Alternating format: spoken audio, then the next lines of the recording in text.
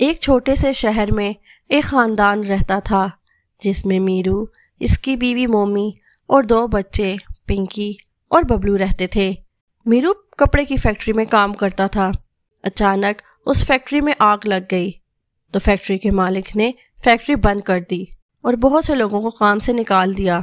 ویسے ہی میرو پیسوں کی کمی سے تنگ تھا۔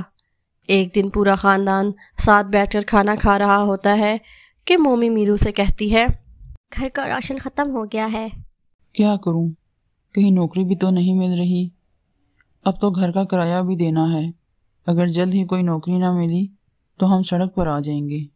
پریشان نہ ہو بابا، کوئی نہ کوئی راستہ ضرور نکل آئے گا۔ اگلے ہی دن ان کے پڑوس سے ایک موسی آتی ہے۔ وہ بہت اچھے پیسے والے گھر سے تھیں اور اکثر لوگوں کی مدد بھی کیا کرتی تھیں۔ ارے مومی، میں نے سنا ہے میرو کی نوکری چلی گئی ہے۔ تمہارے گھر کے حالات بھی کچھ ٹھیک نہیں ہیں۔ جی موسی، میں آپ کو کیا بتاؤں ہم کس حالات سے گزر رہے ہیں۔ پریشان نہ ہو مومی، سب ٹھیک ہو جائے گا۔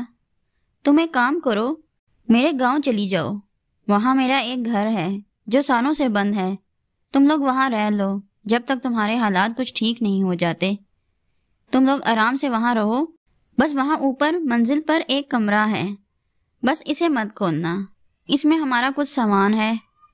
اور بات رہی میرو کی نوکری کی، تو اس گاؤں میں ایک اسکول ہے جس کے ہیڈ ماسٹر کو میں جانتی ہوں۔ میں ان سے بات کر لیتی ہوں۔ میں کہہ کر میرو کی وہاں پر کوئی نوکری لگوا دوں گی اور بچوں کے اسکول کا مسئلہ بھی حل ہو جائے گا۔ یہ تو بہت اچھا ہو جائے گا، میں یہ آپ کا احسان کبھی نہیں بھولوں گی۔ مومی میرو کو آتے ہی ساری بات بتاتی ہے۔ اس کی خوشی کا تو کوئی ٹھکانہ ہی نہیں رہتا کہ جیسے پل بھر میں اس کی ساری پریشانی ختم ہو جاتی ہے۔ پر اس بات سے وہ انجان تھے کہ ان کی مشکلیں کہیں اور ہی ان کا انتظار کر رہی تھیں۔ مومی، تم آج ہی سارا ضروری سامان باندھ لو، ہم کل ہی نکل جائیں گے۔ اگلے دن صبح پورا خاندان گاؤں کے لیے نکل جاتا ہے اور انہیں شام ہو جاتی ہے۔ میرو بتائے ہوئے پتے کو دیکھتا ہے تو ایک آدمی سے پوچھتا ہے، ذرا یہ پتہ بتائیے گا، دراصل ہم گاؤں میں نئے ہیں، ہمیں یہاں کوئی نہیں جانتا۔ تم لوگ یہاں کیوں جا رہے ہو؟ تمہیں پتہ نہیں ہے کہ یہ گھر سالوں سے بند پڑا ہے اور بند گھروں میں اکثر بھوت اپنا ڈیرا جما لیتے ہیں۔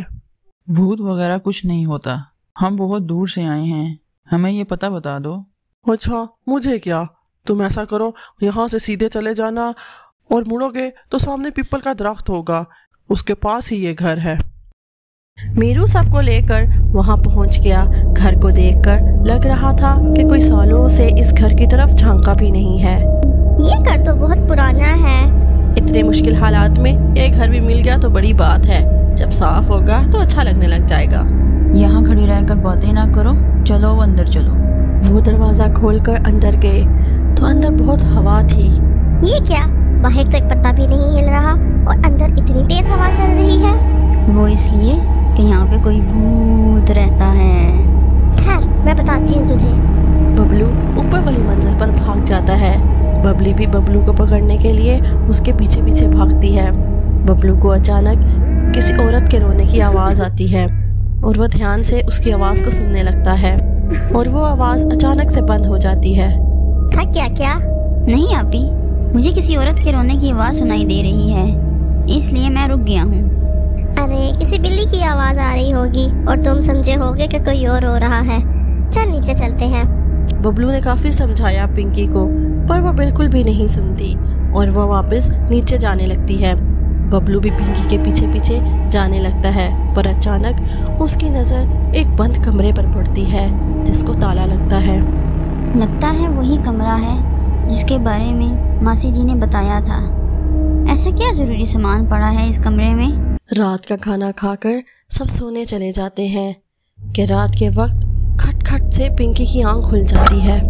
ببلو، یہ کیسی آواز آ رہی ہے؟ اٹھ کے دیکھنا۔ مجھے بہت نیند آ رہی ہے، آپ خود دیکھ لو۔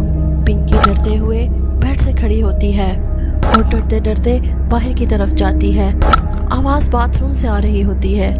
جیسے ہی وہ اندر جاتی ہے، دیکھتے ہی اس کے ہوش اڑ جاتے ہیں کہ باتھ روم میں وائپر زور زور سے دیوار کے ساتھ لگ رہا ہوتا ہے۔ پنکی ڈر کے مارے پسینے پسینے ہو جاتی ہے اور بھاگتے ہوئے نیچے اپنے پاپا کے پاس جاتی ہے۔ ممی پاپا، मम्मी पापा उठो, वो देखो, वो भूत भूत। क्या कह रही हो? सही से बोलो। तभी बबलू भी वहाँ आ जाता है। वो ऊपर बाथरूम में वाइपर जोर जोर से दीवार के साथ टकरा रहा है। ये तुम्हारा वहम है, चलो जाके सो जाओ, सुबह तक सब भूल जाओगे। बच्चे अपने कमरे में चले जाते हैं। 2-3 दिन तक सब ठीक रहता है, पर अचानक एक रात पिंकी किसी के रोने की आवाज़ आती है। वो बाहर जाकर देखती है तो कोई नहीं होता, पर आवाज़ अभी भी आ रही होती है। पिंकी थोड़ा और ध्यान से सुनती है तो उसको वो आवाज़ उस बंद कमरे में से आ रही होती है। पिंकी डर के अपने कमरे में चली जाती है। रात भर वो उस कमरे के बारे में सोचती रहती है।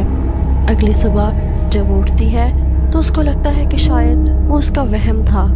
एक दिन बबलू उस बंद कमरे के बाहर खेल रहा होता है। वो उस कमरे की तरफ देखता है पर उसको कुछ दिखाई नहीं देता।